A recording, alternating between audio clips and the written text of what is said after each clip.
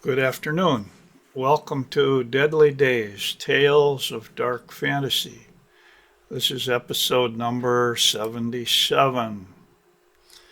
And today's story is actually going to be a short story by Paul Busson, um, which I've translated but not published yet. So this is the first time anybody's going to have heard this. The Jewels of Tormento.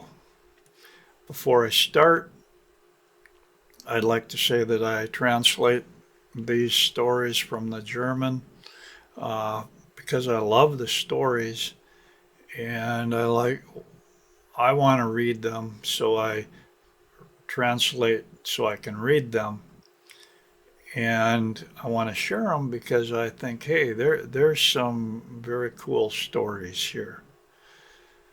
I have novels as well. So I have books of short stories and books of novels that I've translated on my webpage. You can find them bandlebooks.com. Band like a rock and roll band, EL, bandlebooks.com. I encourage people to go there, and you can find links to these books as ebooks, hardcover or softcover. So I try to do that. Currently, I'm going to be working on a trilogy project of my own that I started several years ago. So I'm trying to step away from the translating and write stories on my own because I really am excited about doing this, and it's something I've wanted to do for a long time. I will try to keep people updated on that. Next month is November. It's the National Novel Writing Month, which all around the world people are using the month of November to cram out a novel, and I'm going to be trying to do that. So my time is going to be used. It's going to be pretty exciting. But anyway, we'll start off with this: the Jewels of Tormento. With a sharp jerk, the cab stopped in front of a large, elegant house. The young doctor hurriedly got out and ran past the doorman up the wide staircase. On the second floor, in the half-opened front door, waited the servant who had just called him by telephone from the coffee house. The name on the small brass plate read Jerome Kerdak.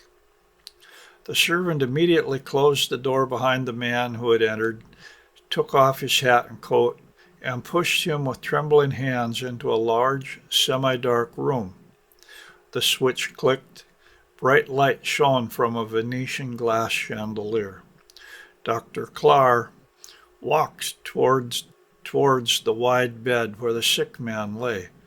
A thin cloud of bluish gunpowder vapor still circled in the light. It smelled of scorched linen. The doctor's foot bumped against a hard object. It was the revolver with which Kerdak had shot himself. The man in the bed kept his eyes closed. His white face was gaunt and immobile, and he was breathing very weakly. The doctor bent over him and lifted the raised bedspread. The revolver had been placed under his left breast. A round, small hole with dark edges, a few fine splashes of blood on the shirt next to the charred spot surrounding the bullet hole in the shirt. That was all. The doctor's hand slid carefully over the unconscious man's back. The bullet was still in his body. The heart seemed to be injured. There was not much more that could be done. Dr. Clar asked to be briefed again. The servant spoke, swallowing and stammering. He had obviously not yet recovered from his fright. His master had been highly excitable and melancholy for some time, without actually being ill.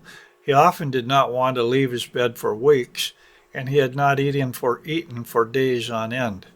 Sometimes, as it seemed, he had a fever, talked madly, and saw frightening images which threatened him, especially at night. He would often moan and scream so loudly that he, the servant, would have rushed into the room several times, scared to death, to help his master. But the master had always very harshly forbidden him to do so, and had forbidden him once and for all to enter his room at night unless the bell rang. Today the master had had a particularly bad day, groaned and moaned a lot, and hadn't eaten a bite. He rang the bell at 5:30 in the evening and asked him to go shopping, which took an hour. But he had not yet finished his work straight away and would have been about 20 minutes late when there was a dull bang in the bedroom. And when he saw that his master had shot himself, he immediately ran to the telephone and telephoned to Café Central, where, as he happened to know, the gentlemen from the clinic were reading their newspapers. That had happened a quarter of an hour ago. "All right," said the doctor. "You will give me paper and ink and then go straight to the police station with what I write down. It's my duty to make the report straight away." At the same moment, the doctor noticed that Kerdak's eyes were wide open and his lips were moving. He hurried over and bent down over the heavy breather. "Send the servant to his room," Kerdak whispered. "I want to speak to you." Dr. Clar asked him to remain calm. He just wanted to write something down and send it to the pharmacy. "Pharmacy, isn't it?" moaned the sick man. "I heard everything that was said. Why the police? It will be over very soon. I want to tell you something important." He broke off and began to finger the blanket.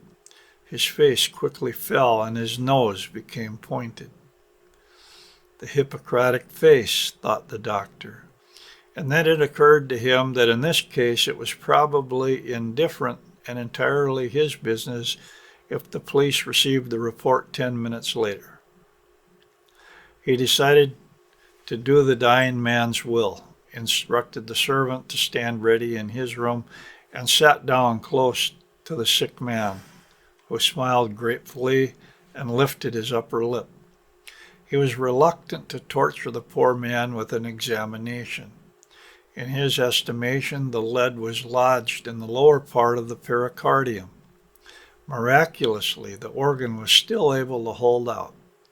For some time, it pumped the blood laboriously through the body, although with increasingly heavy beats.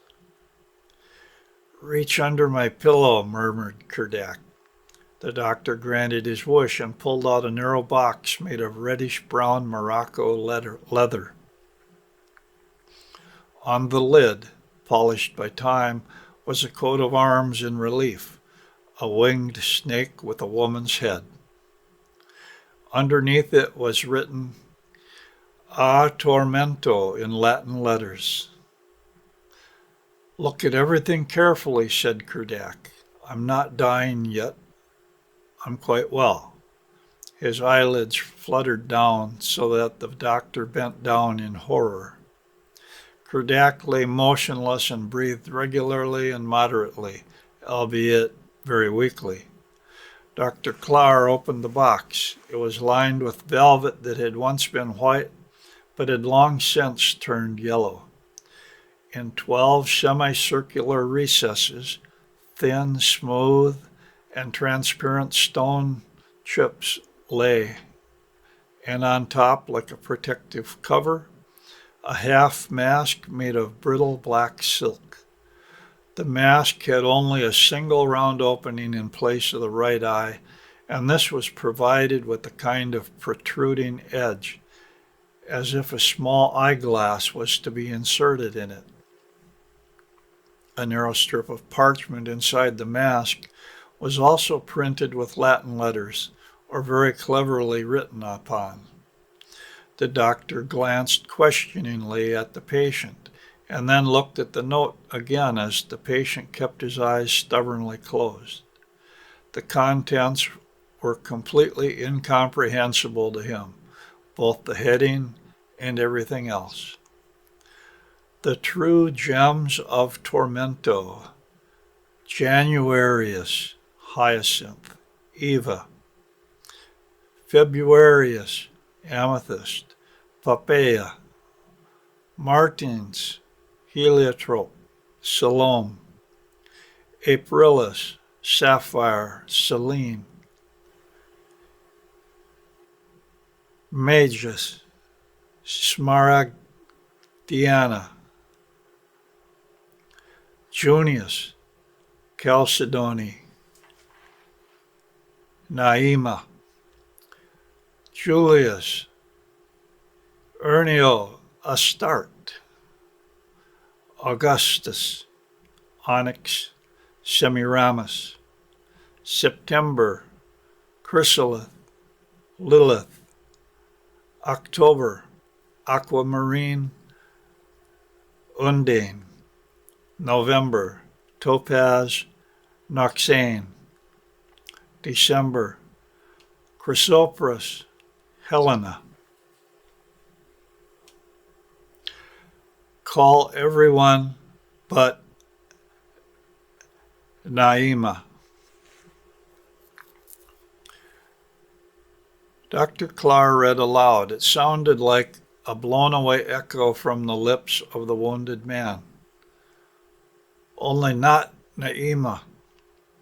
And then, as if awakened from a deep sleep, Kerdak looked in astonishment at the stranger sitting at his bedside and at the familiar objects in his room. "I was unconscious?" he asked in a weak voice. "I felt myself sinking further and further into blackness." A violent shiver ran through his body.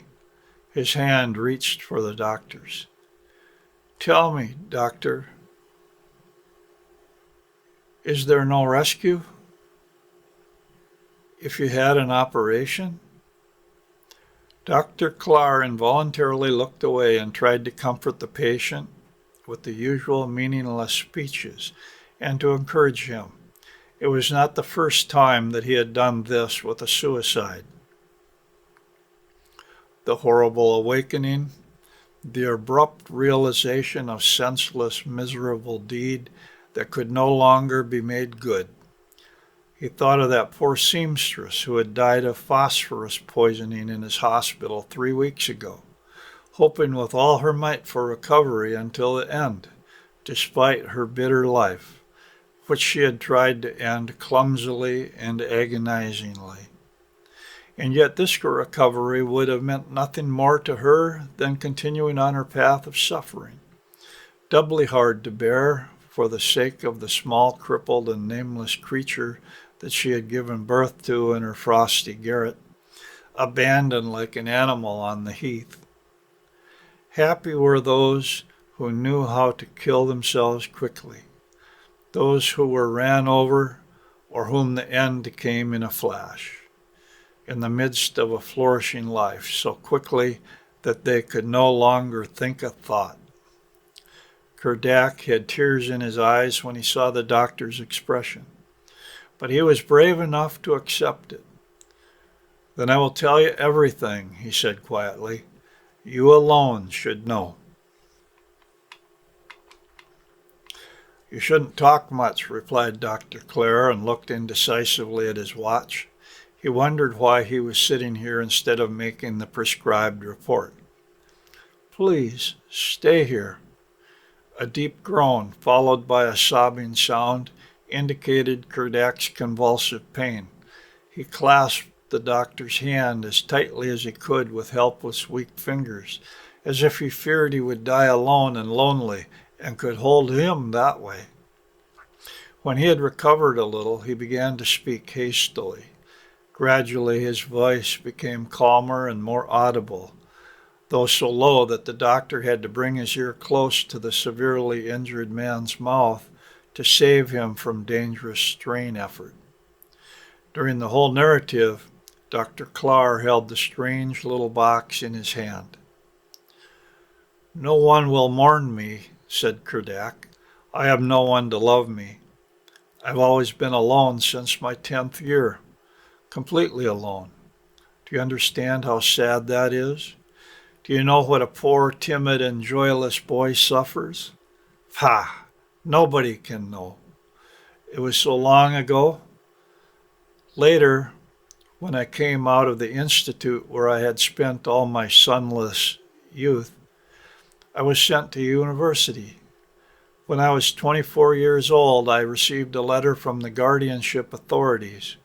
They gave me my property, which was administered by an old grumpy notary who had otherwise not taken care of his ward. I accepted this fact with that dull indifference, with an inactivity that had become second nature to me. I now lived better than before. He had a large apartment furnished by an artistic upholsterer and buried myself in my books. Buying books, by the way, had been the only luxury I had allowed myself so far. I was extremely interested in rare occult works, probably because of my lonely, introverted life. Over time, I collected quite a large number of such books, from Agrippa von Nettesheim to modern spiritualist writings. I was passionately engaged in deciphering and interpreting unknown texts and Oriental manuscripts. On the side, I tried to practice practical magic. But apart from fleeting experiences and unusual dream images, which probably only came about as a result of the prescribed incenses with fragrant, sometimes poisonous substances, I experienced nothing that brought me closer to the secrets I wanted to fathom. Some people I got to know over the years who secretly dealt with similar things claimed to have recognized more than I had. Perhaps they really believed it. Once I was introduced to a man who was in possession of unheard of powers of magic. He was said to possess unheard of magical powers and claimed to be an Oriental. With unwavering patience, his disciples listened to the fantasies of this person, who was basically just a harmless swindler who got little comfort for himself in his own way. His magnetic cures prompted the authorities to deport him to his homeland village in Bavaria. And so that was nothing either. Please, dry my forehead, doctor. The other dabbed with a cloth carefully at Kerdak's forehead, which was covered with large beads of sweat. Perhaps this poor life could be prolonged a little longer after all. The needle in the Pravaz syringe, held ready, penetrated easily through the flaccid skin of his forearm. The injection seemed to do Kerdak good. He breathed deeply and continued a little more briskly. I told you that as one of the many disappointments I suffered, it was always the same. In India, in Darbhanga, a faker showed me the famous growing of the mango tree for 10 rupees. With continued incantations, the planted seed sprouted a bright green young plant that grew higher and higher after being covered with a cloth each time. Finally, I snatched the pot and the plant from the screaming fellow. The seed was split, and a cut-off mango sprout was clipped into it with great skill. There were still 4 stems in the cloth, one always bigger than the other. Why am I telling you this? To prove to you that I am not a novice in these matters, and that I am well able to distinguish deception from reality. To make you understand that what drove me to that unfortunate revolver shot was more than the dreams of an excited brain. It was reality. Oh, such a beautiful reality.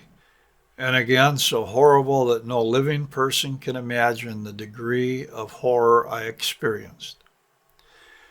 After the experiences described earlier, I banished my magic books to the depths of a large locked cupboard and went on my travels without any brain baggage. It didn't help. My melancholy mind didn't become more cheerful through the rapid change of impressions. It was in myself that the sun on the Mediterranean shone more cheerfully and brightly on others than on me, that the roses in Fisol smelled nasty and oppressive to me, that the blue sea smelled of fish and rotten seaweed. There must have been a fault in my eye. My hearing must have had an ugly cord. How else could it be explained that I saw nothing on a beautiful woman but a speck of soot that the wind had blown against her cheek and the veil had blurred? That in a Beethoven concerto I could hear the recurring notes of the catchy bars of a popular song. Why did I see only dirty soffits and the wrinkles of the actor playing the youthful lover in a play that shook other people to the depths of their souls? It was me. I was suffering from myself. Once I was in love, frenzied, senseless. I could only live near her. This expression may sound empty, but it's still good. This time I didn't see any physical flaws, but I was tormented by a hellish jealousy. I knew that I was being deceived. At the same time, I knew that I wasn't. Do you understand me? I could not help it. It bothered me to think ill of my beloved, and I tormented the only woman who was in the world for me with my insulting mistrust, with my scornful renunciation, until she, offended and rawly hurt in her tenderest feelings, left me in tears. And that was the end of everything for me. That was the end of me, for sure. Curdock heaved a deep sigh, a great weakness and a muscle tremor that was the harbinger of the approaching end seemed to have come upon him suddenly. But this time it passed, and he continued. I can't remember anything that gave me real joy. I tried everything, and everything disappointed me. I longed for nothing, was incapable of joy. I finally gave up every attempt to make my life more beautiful as useless, and fell back into the old state of indifference. I got up when I had slept enough, ate, drank, and wandered the streets, bored and without purpose. One evening, I was living in Paris at the time. I was sitting in a boulevard cafe drinking a glass of beer. It was a warm, rainy day in spring. The lights were reflected in the wet stones. Streams of people passed by. Individuals broke away from the crowd and entered the cafe. Others who came out immediately disappeared into the live stream. I found it almost entertaining to watch these small events, which resembled a symbol of life. Suddenly, I noticed that someone had sat down at my table, which made me very uneasy. I looked at the person unfriendly. It was a poor, badly dressed Jew with a reddish, disheveled beard and restless, anxious eyes. He was drinking a sweet brandy in small sips and taking up as little space as possible. When he saw that I had noticed him, he made a startled, hasty bow. After a time, he addressed me in bad French, with the sing-song tone of his race. He spoke very awkwardly and haltingly, and I soon realized where he was going. He had just arrived in Paris today, he said, with his wife and 3 small children, one of whom was very ill. He wanted to set up a place here, but had been walking around all day in vain and could no longer stand due to hunger and fatigue. His wife was waiting for him somewhere far away, and he had no more sous in his pocket to buy bread for the children. I looked at him angrily, thinking at first of one of those countless impudent beggars who live much better from some dreary learned speech than many a good worker. But his eyes were filled with such hot, desperate pleading. They looked at me with such anxious expectation that, contrary to my intention, I slipped him a 5 franc piece. He burst into a flood of thanks and loud blessings, so they seemed to me to be extremely annoying. Then he even asked me if I didn't want to buy something from him. I told him in a harsh tone to go away, but he remained seated calmly and took the small box that you, doctor, are holding in your hand out of his pocket and handed it to me. It was from a distinguished gentleman from Vienna who had shot himself and from whose estate he had bought it.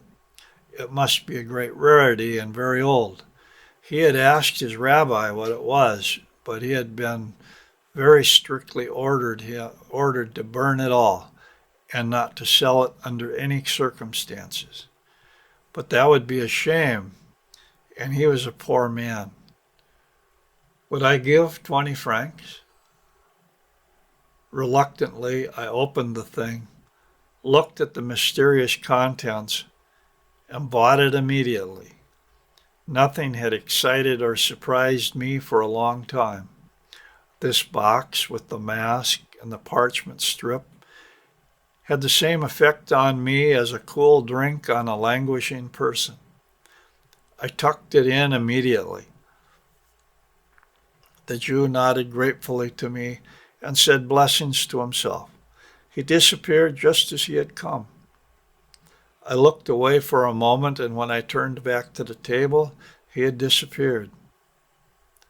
He had not dared to take the gold piece at the last moment. It was lying close to my arm. He had obviously fought a short, difficult battle with himself. I felt very sorry for him. I would have gladly given the poor guy the money.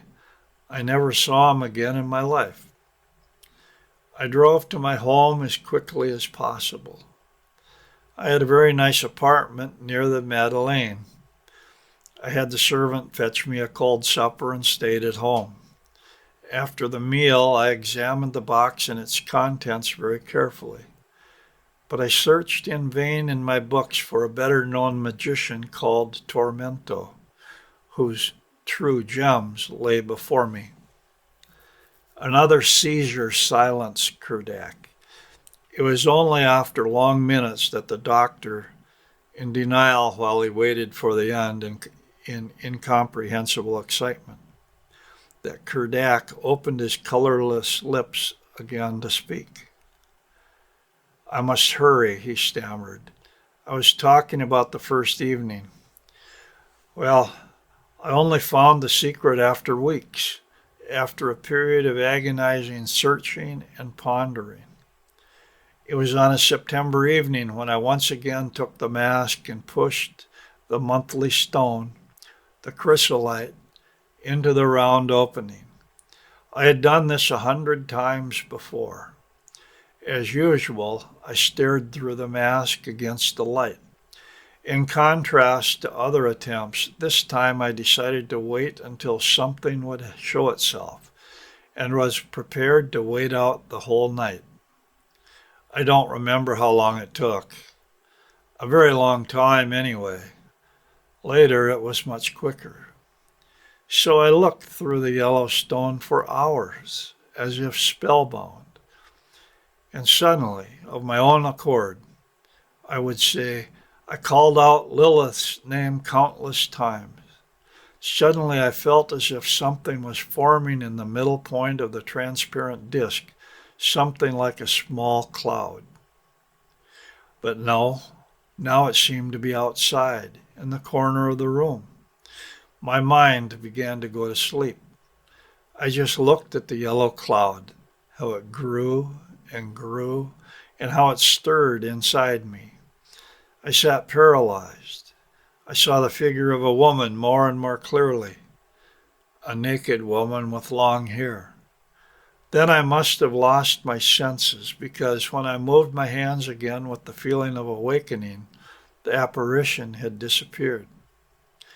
At first, I thought of a vivid hallucination, which seemed only too explainable by self-hypnosis, but the systematic stimulation of the optic nerve.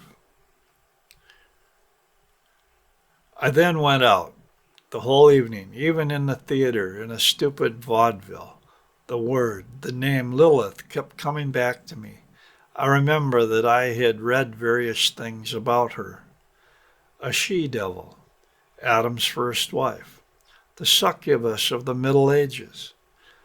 I was terribly tired and went home early. As I lay in bed, I fell asleep almost instantly, and I woke up almost as quickly by the touch of a body that was close to me.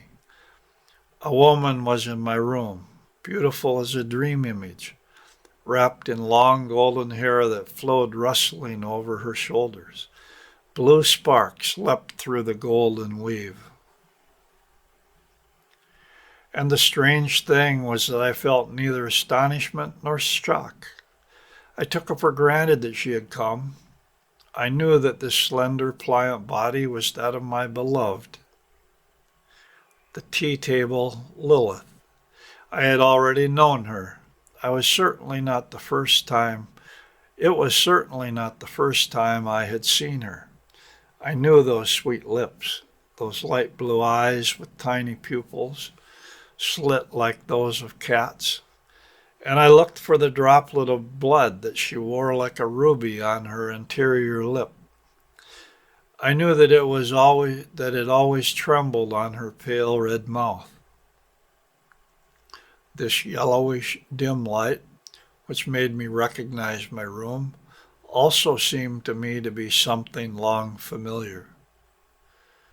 But I didn't think all that. I only felt. I felt everything inexpressibly clear, and yet inexpressible in words. The way you think music or colors, you know not to say it. Only word thoughts, concepts were to me on this and other nights. Something strange, plump, and physical that would have torn me from her arms immediately. Imagine you could perceive, feel, smell, and see sounds and harmonies with all your senses. But no, I can't tell you that. It was bliss. I dissolved into a purple dark flame. I passed away in delights that no one can imagine. I spun in bewitching whirls of light, disembodied and yet feeling with my senses. I became one with the woman, a single godlike being. When my servant woke me with a gentle shake, it was high noon. I got up staggering, stunned, tired, and destroyed. There was a dark mark on my neck. The crushed pillow bore a glowing stain. It was blood, Lilith's farewell kiss. I didn't go out with people that day. I didn't want to see anyone. The light faded again. Evening came. I lay in bed again and awaited my beloved as my burning eyelids drooped, but I slept all night, dreamless and sound. She didn't come to me because I hadn't called her.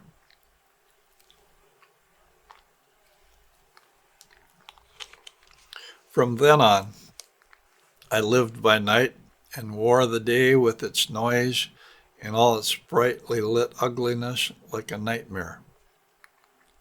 At night, I was a king.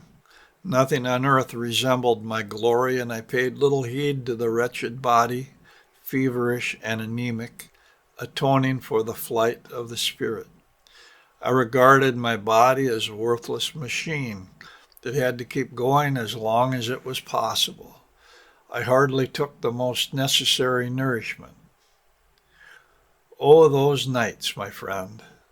They all came in their months, summoned by me.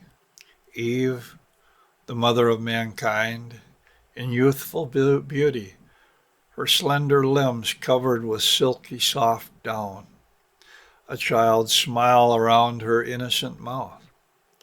Astarte, the dark brown goddess with the glowing eyes, in a golden robe and heavy, cool jewelry. Selene, pale and sweet, in a blue and silver tunic. Roxanne, with the scent of ambergris and yellow roses. With the blonde Poppaea, I strolled through shimmering colonnades. Her purple cloak rustled softly, and I kissed her white face. Diana, lithe and sunburned, awaited me under the cork oaks of the Pyrenees, and with the silver-helmeted Ceremus, I stood in the stupefying splendor of her gardens, and she embraced me with thin girlish arms and laughingly shook flashing drops from her green hair. Salome danced the dance that once enraptured Herod, to the dull roar of the kettle drums and the shrill sound of pipes and harps. Her dark green veils were sprinkled with the blood of the Baptist. Oh, I can still hear Helena's soft, enchanting laughter and see the broad metallic belt falling clinking from her narrow hips.